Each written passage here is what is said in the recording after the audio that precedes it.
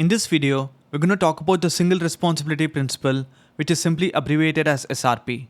The single responsibility principle states that a class should have one and only one reason to change. So if a class has many reasons to change, it violates the single responsibility principle.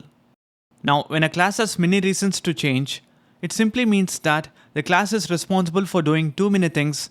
That is, the class has too many responsibilities or concerns, and these responsibilities or concerns are not cohesive. Let's understand this with an example.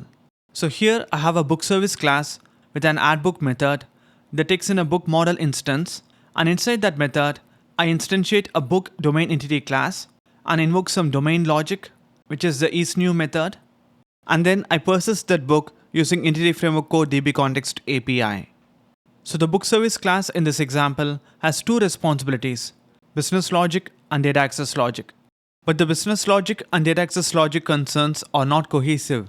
Now, what is cohesion? Cohesion is a term that refers to the relatedness of the elements of a class or module. So if the responsibilities of a class are closely related, the class is said to have high cohesion, otherwise the class is said to have low cohesion. Now, in our example, the business logic and data access logic are two separate concerns, each responsible for doing different things, so the responsibilities in our class are not cohesive, and thus the class is said to have low cohesion. Now let's say there's a change in the requirements, and we need to change the business logic in our class. Let's call the business logic responsibility 1. So when responsibility 1 changes, we need to modify the class, so this is a reason to change the class.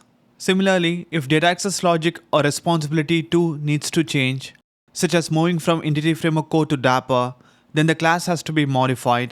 So this is yet another reason to change the class. So this explains that a class will have many reasons to change when it has many responsibilities that are not cohesive. Now, why should a class have only one reason to change?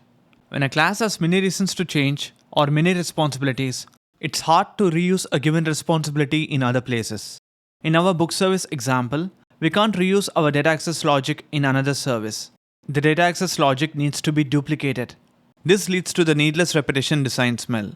Now, when there is a change in requirements, such as using Dapper instead of Entity Framework Core for our data access logic, those changes need to be made in multiple places. So how do we adhere to or satisfy the single responsibility principle? We extract the concerns into separate classes, each class responsible for doing only one thing. This is known as the separation of concerns principle.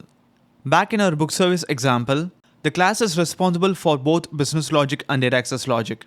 Rather, the class should only be responsible for business logic, so we can extract the data access concern into a separate class.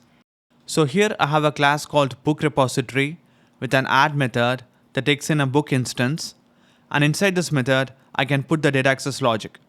Now in the book service class, instead of the data access logic, we can create an instance of the book repository class and call its add method, passing in the book instance. We can improve this code a bit by instantiating the book repository class in the constructor.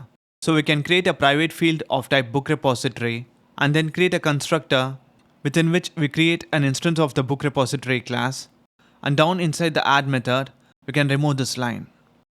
So by extracting the data access logic into a separate class called book repository, we can reuse this class wherever we need, and we don't have to duplicate this logic in multiple places.